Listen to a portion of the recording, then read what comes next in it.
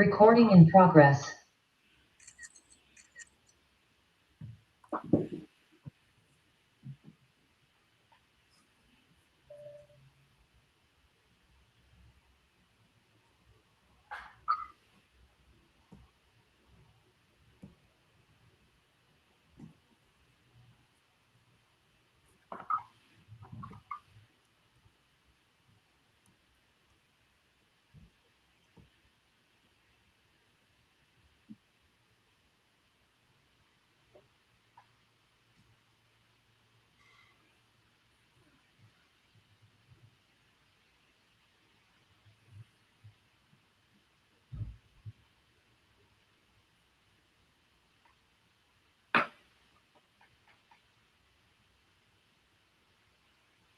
Hi, everyone, and welcome to Networking 101. Today, we're going to talk about networking, and that can mean a lot of different things to different people.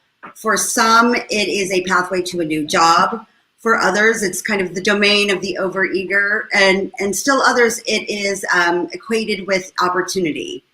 But however you define it, we are going to get into the nitty-gritty of networking. What is it? Why is it important? And how do you start? And in that spirit, we are not waiting until the panel is over. We are going to start networking now. So what I'd like you to do is right now in the Zoom, put your name and your LinkedIn into the chat and then choose two people. Those two people are people you're going to follow up with right after this panel is over. So don't forget, we are going to give you some homework, but it's going to be a lot of fun. And this is how you're going to get started with networking. We're not going to wait until it's over. We're doing it now. And so let me introduce you to our panel. We're so lucky to have these three very accomplished individuals with us today. First up, we have Jenny Carreon. She is the Deputy Superintendent at the California Department of Education. She's a government relations strategist with 25 years of experience advocating for healthcare, social justice movements, and quality education. Jenny has held several positions, including a healthcare executive and positions with the Governor of California and the Mayor of Los Angeles. Our next panelist is Tim Lim. He's the CEO of Lim Consulting Services, LLC, which focuses on political strategy, organizational development, and fundraising. And he's also a partner at The Hooligans, a creative agency for progressive causes and candidates. Tim is a leading voice in comprehensive media buying and planning for both politics and brands. And last but definitely not least, we have our own Felicia Matthews, who's the digital director for Gain Power and founder and owner of the Black Digital brand. Her background includes community organizing, event planning, social media management, and graphic design for high-profile candidates and campaigns such as Joe Biden, Deval Patrick, Kamala Harris, and the South Carolina Democratic Party. So welcome, you three. Thank you so much for being with us. Let's get into it. I'm going to ask questions. I want all three of you to answer. And so let's start off with Felicia. Tell us a little bit about yourself and your career.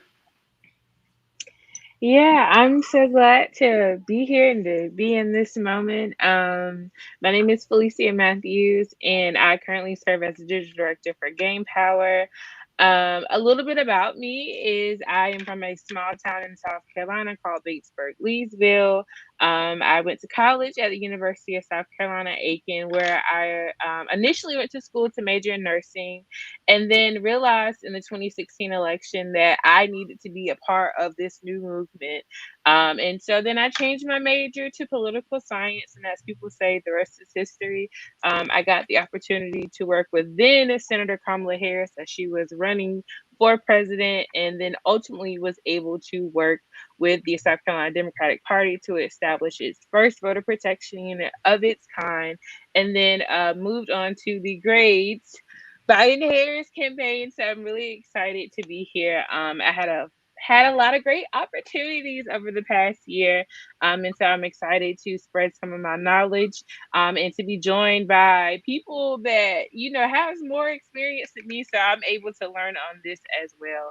So thank you for the opportunity to be here today. Thank you for joining us. And I could say I've learned from you. Your graphics skills alone are just amazing. And I'm really quite jealous. Also still trying to learn the Slack. Let's go next to Tim. Hey everyone, my name's Tim Lim. I have a couple titles. but I run my own journal consulting shop. I'm also a partner at Hooligans agency, and I'm a senior advisor at Fireside Campaigns, a digital agency. So I have many jobs. I don't know how I do all of them, but my background is pretty simple. It's political. I've been doing politics since high school, and my start was in field. I worked on the Howard Dean campaign in New Hampshire back in 0304. Worked on a number of different gubernatorial and federal campaigns, state campaigns, and decided that I needed to have health care and a salary and be able to pay rent. So I went into consulting and had a number of positions, worked for Steve Grossman up in Boston, former DNC chair for a number of years, ran his DC office, then went to change.org, was in their biz dev side for about a year, and then started my own firm called Precision Network, which was a digital marketing platform. Became a partner at Bully Pulpit Interactive and did that for a number of years. And yeah, it started, and then after that started the Hooligans agency, which Ann Fitzgerald, started Live Consulting. That's my background, which is field and doing a lot of consulting. Great things come from the field, and nobody knows that more than Jenny as well. Jenny, tell us a little bit about yourself. Yes, good afternoon, everyone, or evening, depending on where you are. My name is Jenny Carrion, and I am the Deputy Superintendent at the California Department of Education, one of the largest departments in the state of California. We oversee 10,000 schools and responsible for 6.3 million kids. So it's a job that I take very personal. I came to this country when I was 9 years old. I migrated from Mexico. I was adopted and came to the United States when I was in third grade. And education has single-handedly been the equalizer in my life that has changed the trajectory of my life. So I studied in about 15 countries around the world and got the political bug, meeting different diplomats and ambassadors. And when I came back to the United States, I got a job working for the governor of California, who then got recalled.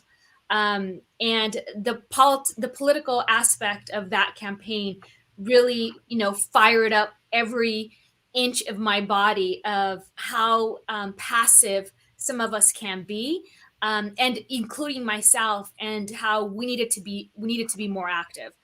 So after that, I worked for several campaigns, including a historical mayoral campaign where we elected the first Mexican-American mayor in the history of our city in modern times.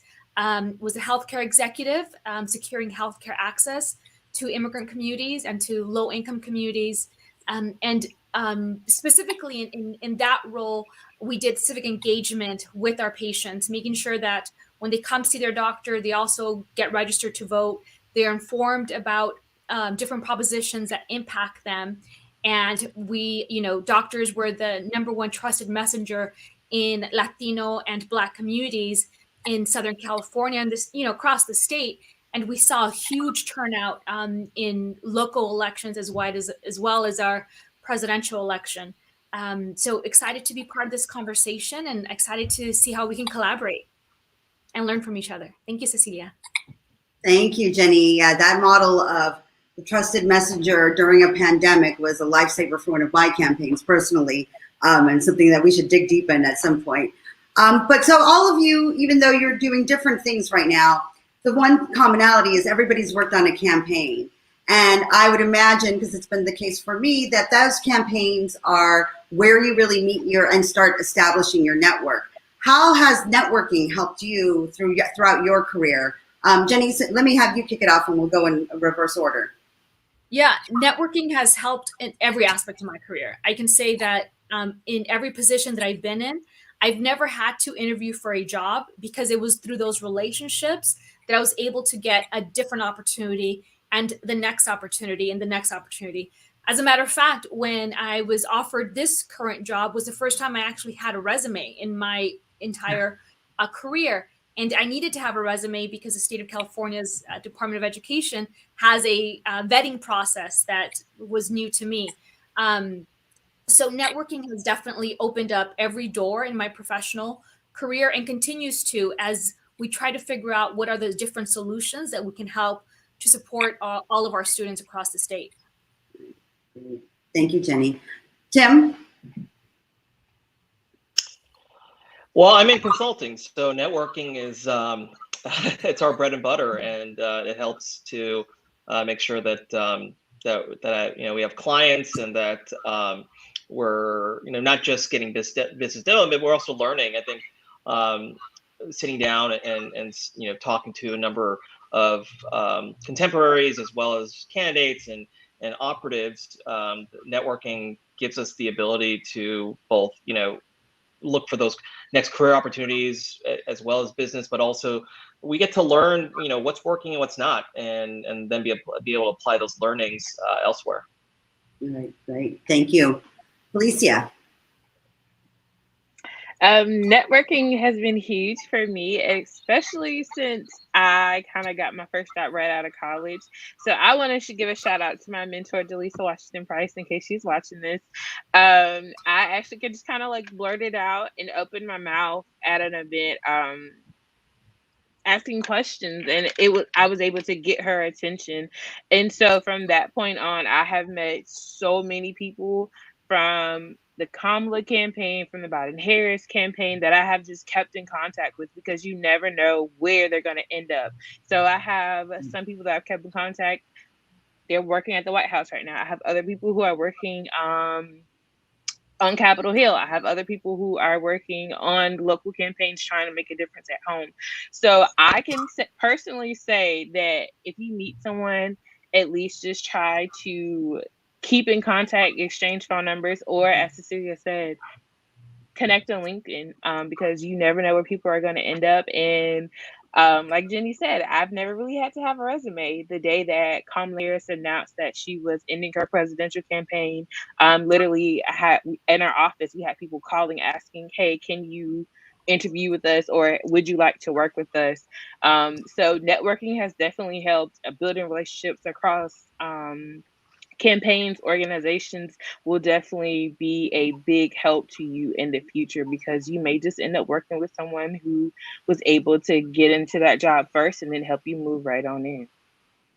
That's right. And one thing too, I'll add to what everyone has said, is people tend to hire who they know. And that's one of the main reasons why networking, I think, is so important, is making sure that you are on the radar of people who are making the decisions, people who can help create opportunity even. And whether it's through campaigns or other kind of volunteer work or what have you, it is keeping track of those people, and that constantly takes maintenance. So that's only one part of this question that I'm about to ask. So let's get to the chase then. What is the secret to great networking, especially for people who may not be outgoing or extroverted? Tim, let's start with you. Well, what's the secret? Gosh. There's just one. I don't know if there's one. Just one. I think no, I'm kidding. The one lesson, if I had to, I think, over the years I've learned, it's really important to pay attention when someone's talking. I think that it's easy to do a lot of networking and kind of just regurgitate the same thing over and over again, right? So when you're networking, make sure that it's not so cold and it's not so formulaic. Even if in your mind it might be, right? Say, okay, well, I'm gonna sit down with this person, or I know this person knows that person. Because the person at the other end can feel that, right? They can understand, they can see if it's starting to feel like it's a formula.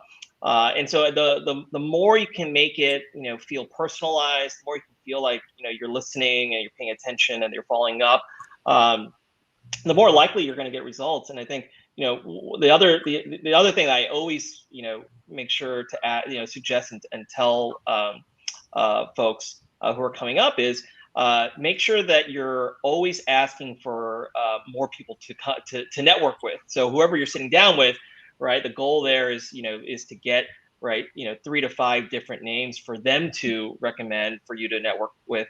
If they are not the decision maker, right? If they're not the person that you're trying to get the decision from, whether it's for hiring or for business, because it's that kind of helps to multiply the effect and make sure that you have networking opportunities, and you're able to to use them wisely as well. Yeah, that's a great piece of advice. So Felicia, you mentioned that you spoke up. You asked a question, and I think asking questions are always a great entree into networking and trying to get to know people. Tell us a little bit more. Same question.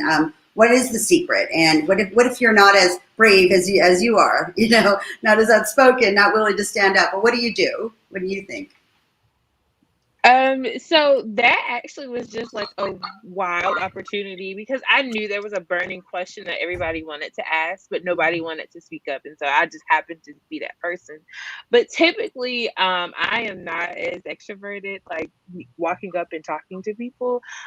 So for me, I am one of those people who I just kind of like scour the room, kind of see who's everyone has been talking to, and maybe just going up and introduce myself, or maybe I've seen a friend that has been walking and talking to them and say, hey, do you mind introducing me to Tim, or do you mind introducing me to Jenny? Because when you have someone that you can connect with and they are your introduction, like Tim said, recommending 3 to 5 other people, always try to see if you have someone that has a connection, like, or just ask questions to that person that is with you. So, hey, I'm very nervous. I've seen this person on a magazine, or if I read a story about them. Do you mind if you just introduce me? And then, like Tim said, be genuine about it. And especially during a pandemic, it is even harder to do so. So attending events like this is the perfect way to get noticed. Talk in the chat box, put some comments in, follow up on tweets. That kind of makes things a little bit easier, so that if you decide to take the conversation a step further, if you're using social media, to send a direct message like, hey, I'm so glad that you replied back to this tweet. I would really love to catch some time up and talk with you. Here's my email, or here's my LinkedIn. Use, and I would say for Generation Z, use your social media skills to help you get to the point that you want to be, because I have found that very helpful to be able to stay connected to people who I met years ago and to be introduced to new folks, like I was this past weekend for an event. So definitely, if you use social media, you can talk to people through that channel, and then take steps further to set up a virtual coffee. That's a great. That's great. That's a great piece of advice. Kind of taking the same question, Jenny, but pivoting over to a little bit of the pandemic, because we know how difficult last year was, especially if you had any part of any campaign. It was a time where we had to be very creative. What's the secret then, not only of networking, but yes, doing virtual coffees? Is there anything else folks can do if they are remote, if they're online, or let's say they're in California and they want to talk to somebody in South Carolina? What's the secret to remote, I guess you could say, networking or digital networking, maybe? Yeah, I think is one of the things that I have found the most useful is being of service to others. So if I'm trying to, get a hold and do some business with Tim, what I would do is reach out to Tim and talk to him about California and what are some, campaigns happening here. If there's, if I'm personally interested in a certain, campaign, or, who we're going to choose for mayor, I would reach out to him and have that conversation of how I can be of service to Tim. What I have learned is that once you set an environment that is authentic and that is, that is helpful to one another, people are going to want to help you. People are going to be like, well, Jenny, Tim's going to be like, well, Jenny, thank you. I appreciate, that heads up, or those leads, or I wasn't looking at those elections. I didn't know, those seats were so important right now. And later on when opportunity pops up, Tim's gonna remember, oh, there's this Latina in California who's doing some education work. Let me reach out to her and ask for her support, or maybe have her show up in one of these webinars to talk about her story or some other opportunities that we can lead. So when I'm interested in working with someone, I always reach out with the foot of how can I help them? How can I be of service to them? And I have found that to be kind of my secret sauce. That is super smart. My secret sauce is always asking people about themselves, because people do love to talk about themselves, right? And it's a great way for people to start opening up, and you can get a lot of information that way. But then to follow up to Tim's point is being a good listener is key to that as well. Just kind of a general question for all of you. I'm not going to call on any of you. What advice do you have for folks who are intentionally dark on social media? Folks who are just not on Twitter or not on LinkedIn or any of the above, although that's rare these days. And I know, Felicia, I don't know if you knew of a world without it because you're a youngin', but does anybody have advice for those folks who are not on social media? I think, yeah, during the pandemic, that's going to be hard. I think, but what I would say for folks who are intentionally dark on social media, and I kind of give this advice on the front end as well of networking. And this also applies if you're not comfortable with doing a ton of events or a ton of things. Be strategic, right? Think through, make a plan. Say, okay, if you have goal A, right, whether it's to get hired or whether it's to get more business or whether it's to get nominated for something, whatever it is, build a plan around it. Say, who's the decision maker, right, that I need to reach, or the decision makers, who are the people that they listen to, and then strategically plot out, okay, this is who I need to reach out to. I'll if I don't know somebody that knows them, I can try to do a cold email, but obviously trying to think about it in a way that feels impactful and productive. It is, that kind of helps to alleviate some of the pressure of it being, a social event or whichever. It might help to alleviate some of those fears people have about networking. And it also allows you to not have to be, super vibrant on social media. You don't have to be posting every single day. I'll be very honest. I'm not that active on social media. I actually use social media more to observe or watch what other people are doing. And a lot of times I'll find, a potential client or somebody, that they'll post something that I can say, remember later on, or say, oh, like that, hey, didn't you just get like an award? Like, that's really cool. And they're posting it, so it's something that you can reference. But these are ways to be able to network and to be able to be active without putting yourself out there so much that you feel uncomfortable. Great. Yeah, I think another possible avenue is volunteering. Whether it's a campaign, the nonprofit, what are you interested in, and who are the folks that you want to meet, and what do they do? Where do they gather?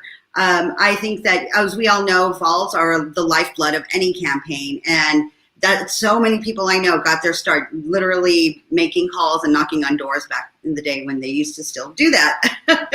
Yeah, Jenny, exactly. So now it's all digital, but I think that there is still a need and a greater impression made when you're in person. So the pandemic starts, hopefully being part of the past, not the present, you'll see more and more in-person events. And to that end, what advice do you guys have for preparing for an event, or even just say a phone call?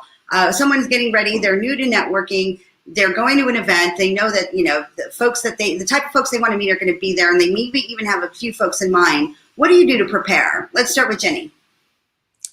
I always identify at least 3 people that I want to make sure I connect with. So I look at who the sponsor lists are, and I look at, what these corporations are doing, and if there's any of them that I should be connected with.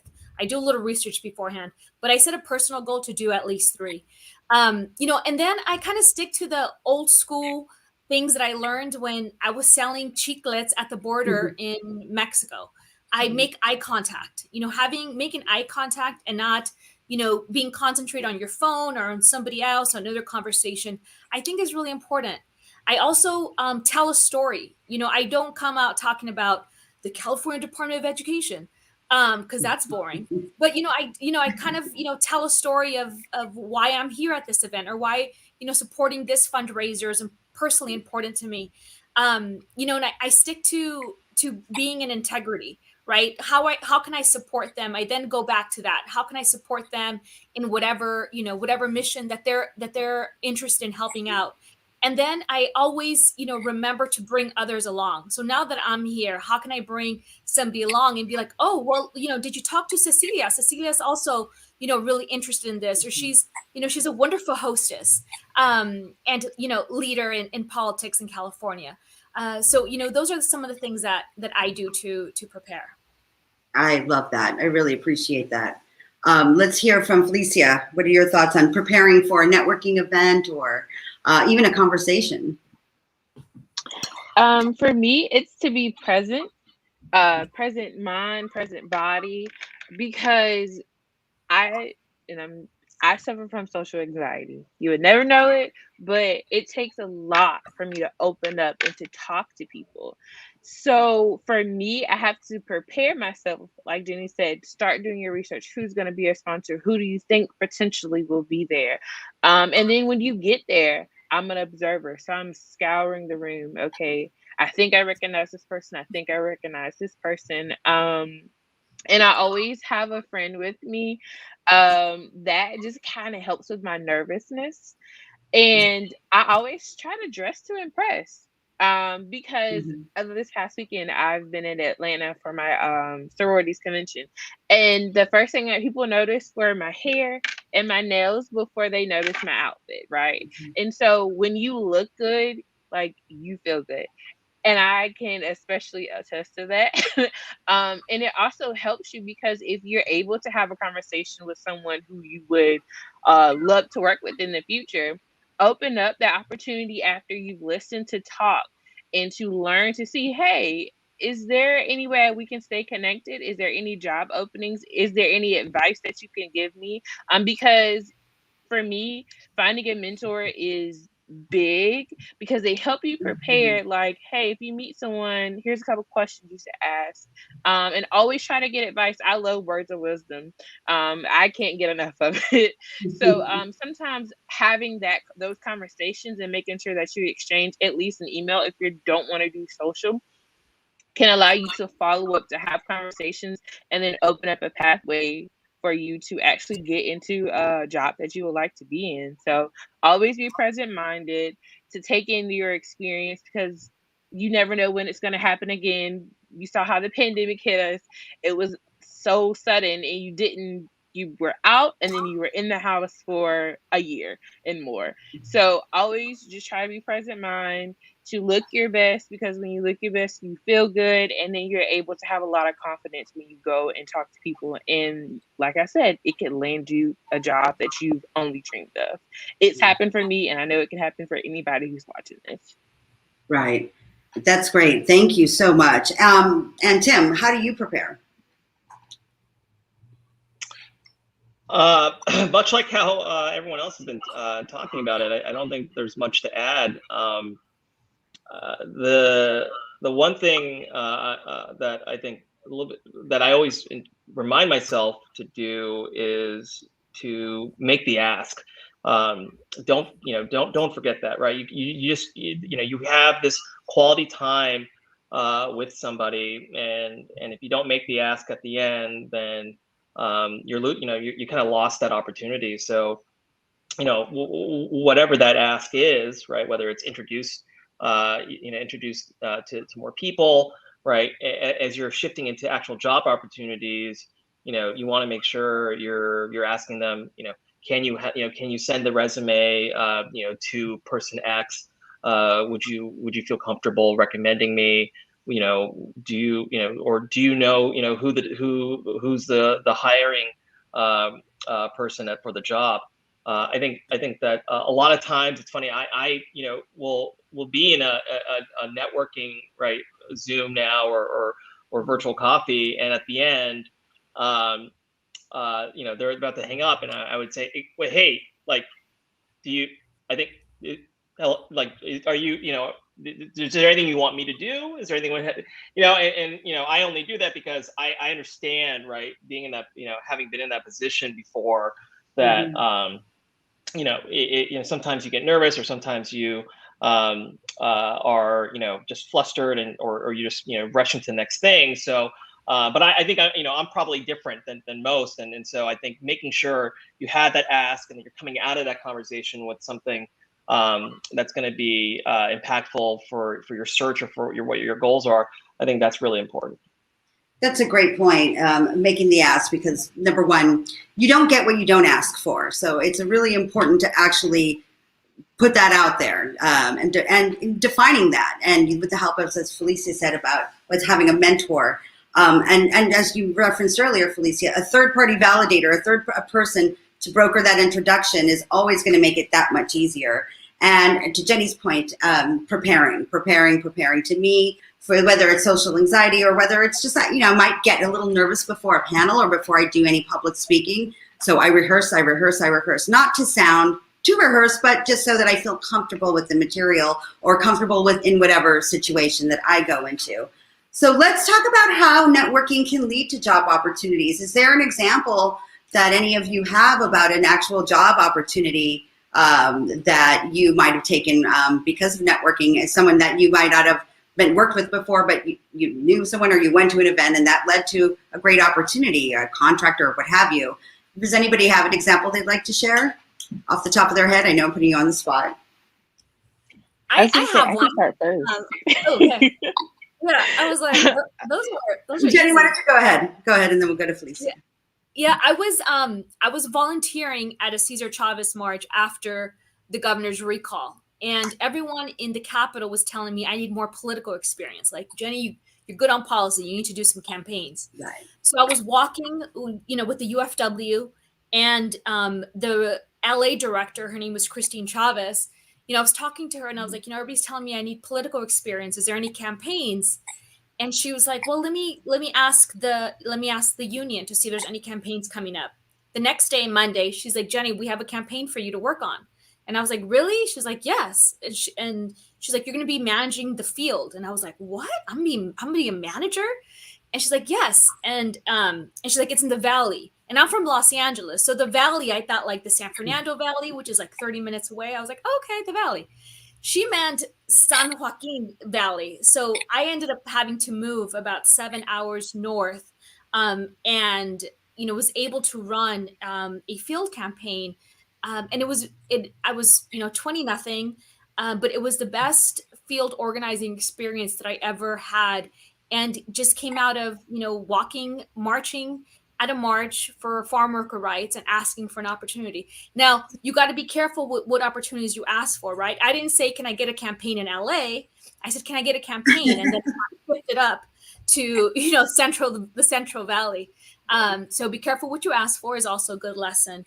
But I would have never had that opportunity if I didn't, be vulnerable and say, I need to gain this experience. I personally am a fan of the Central Valley. I knew exactly where you were going with this once I heard UFW. Okay, Felicia, love that. Yeah, so it's the story of my career, actually, from blurting my mouth out at a college Democrats event and meeting and catching Jaleesa Washington Price's eye. That led to, hey, would you like to work for Kamala Harris? And it was like, sure, a Black woman, like, I'm all for it. Transforming that into the political director and deputy political director who was on that campaign here in South Carolina, Eli Valentine and Chandra Young Scott. They, along with I, established the voter protection unit for the South Carolina Democratic Party, and ultimately going back to when I worked for Kamala Harris.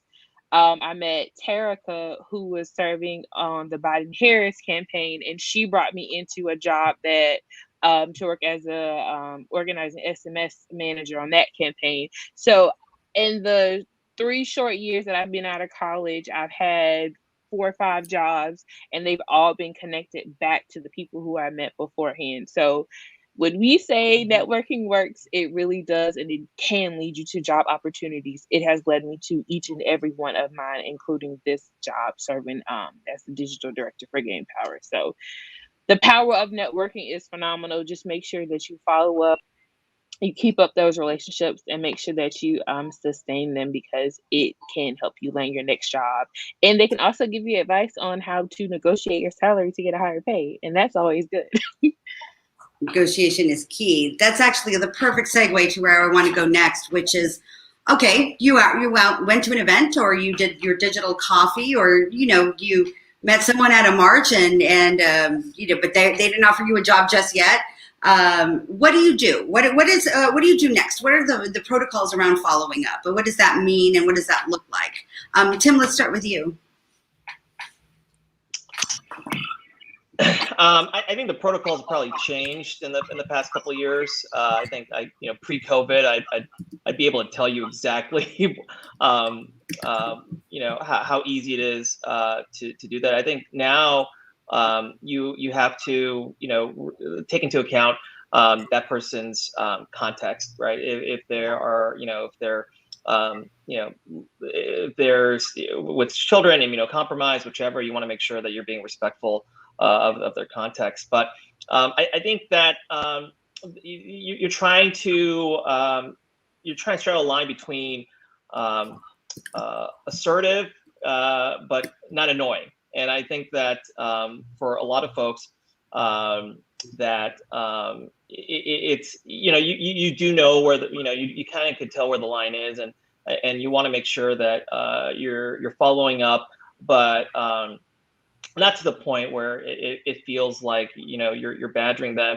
I when I have networking sessions at the end, I'll tell the person, hey, I'm really busy. If I don't get back to you, don't take it personally, but also like follow up with me, because I need those reminders, right? And you can. I think that's a question to ask when you're finishing up the networking session is, what's their preference, right? Like, should I follow up in a week? Should I follow up in a couple weeks? And kind of ask them, and they'll be very blunt or honest with you about how they want to be followed up with, because it's something that they think about a lot, in their everyday lives.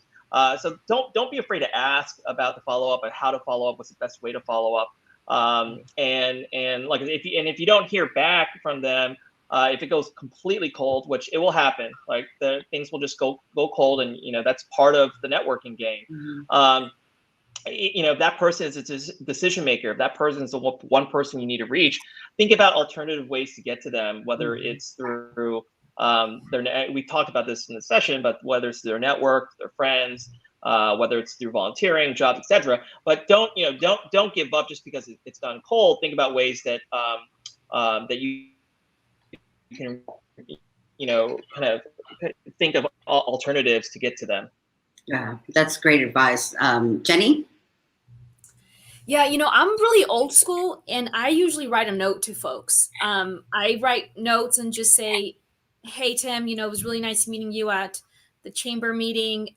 When you have a chance, I'd love to talk to you about, X, Y, and Z. I think it's also important to make the ask and know that this is a dance. Like Tim might not be the first person to say yes, but he may know that, oh, well, let me connect Jenny to so-and-so, or I can't help you here, but I know that there's an opening or an opportunity for public speaking with this other organization.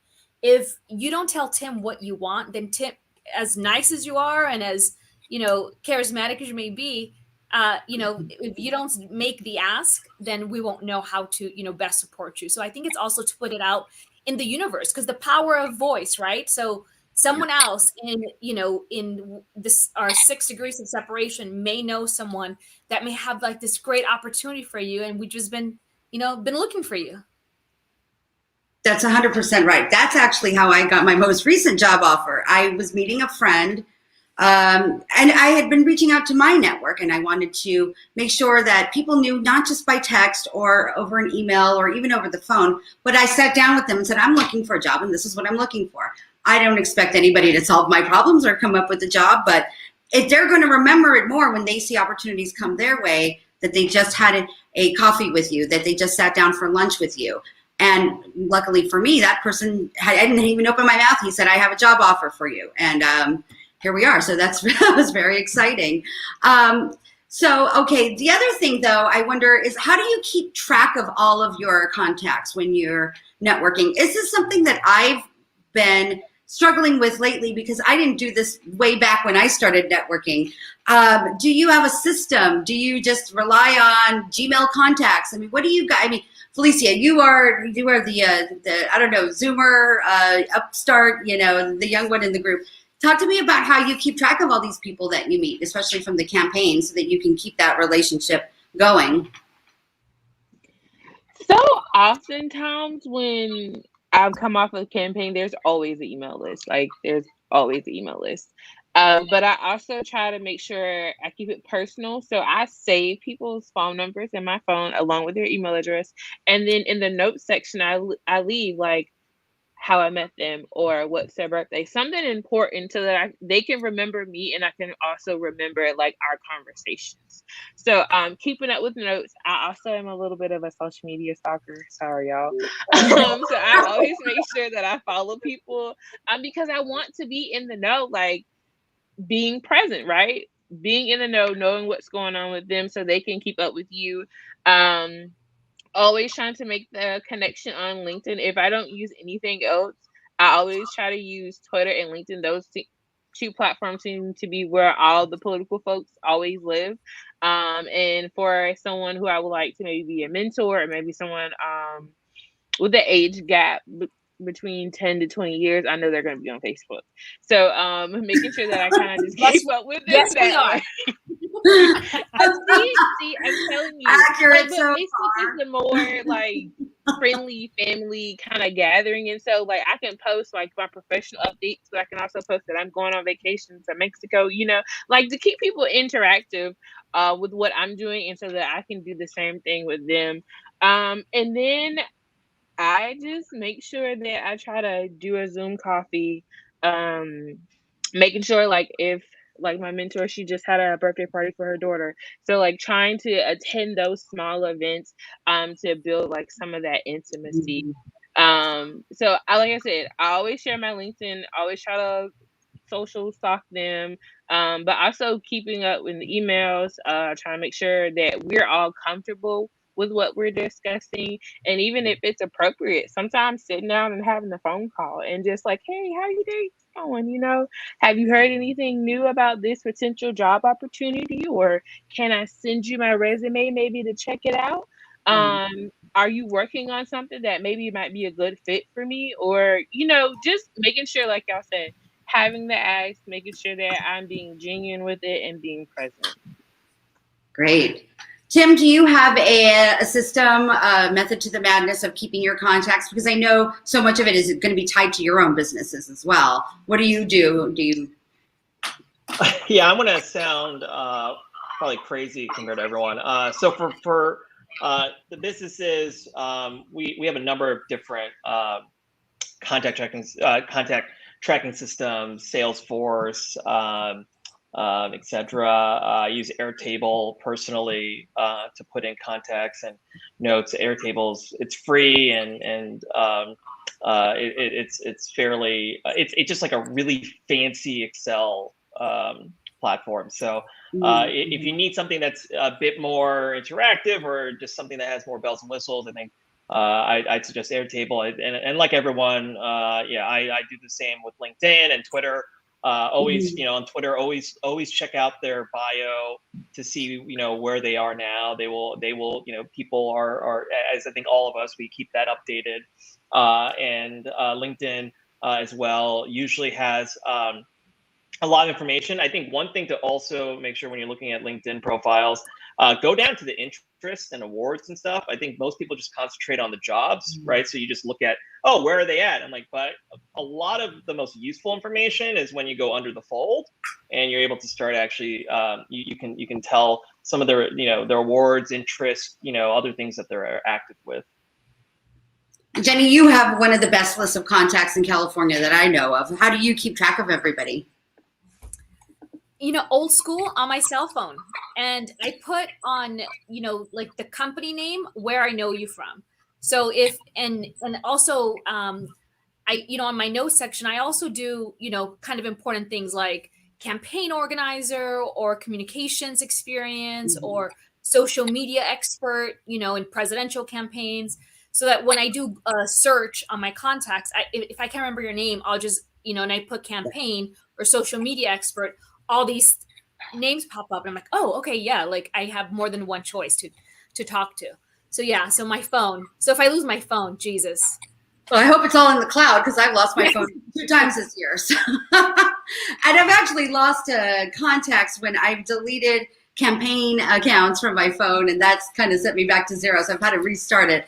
But something I think might be useful, and I don't know if other folks do this, but when I am working on a different campaign or, volunteering for something, there's a certain, I know there's certain people that are really good at, gender issues, or some folks that are really good at Latino outreach or media or bilingual Spanish language.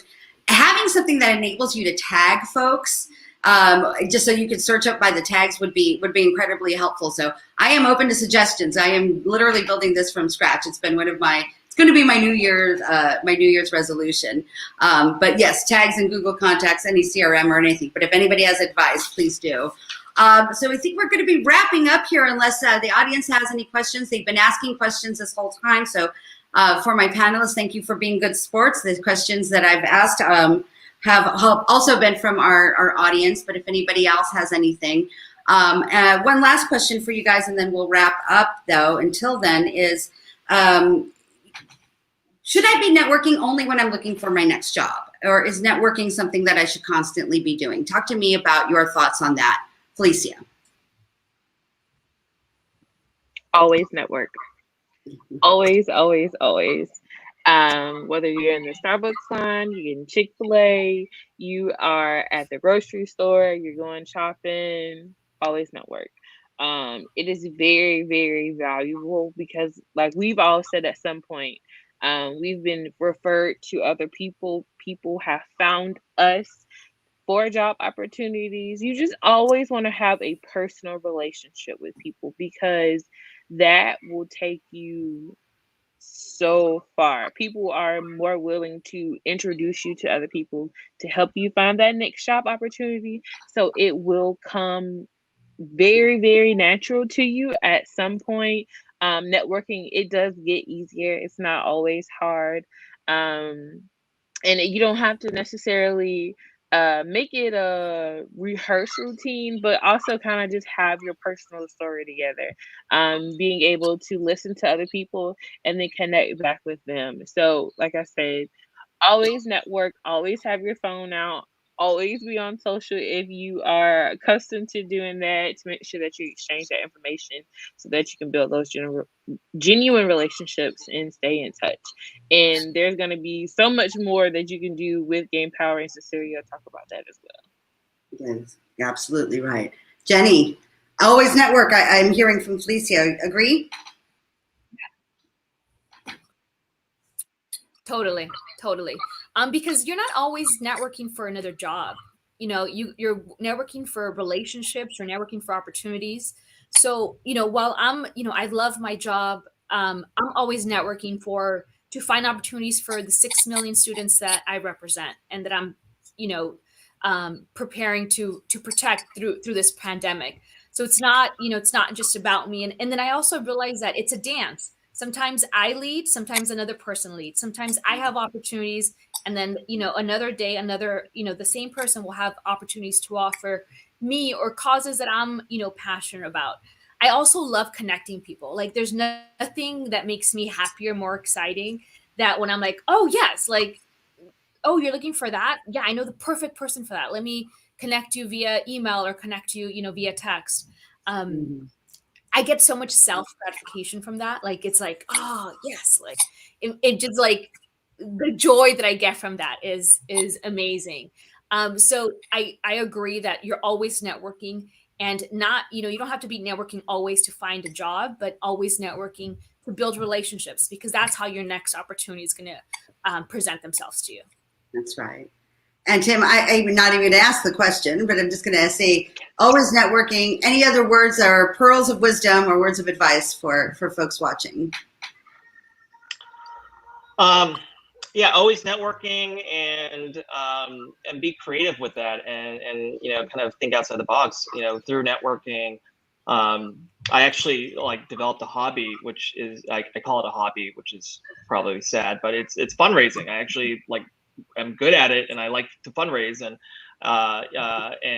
so I'm doing that separately, not as part of my job, but as somebody who just really passionate about causes and wants to help out, and that's afforded me a lot of different opportunities, including serving on the board of Run for Something and being on the Biden National Finance Committee.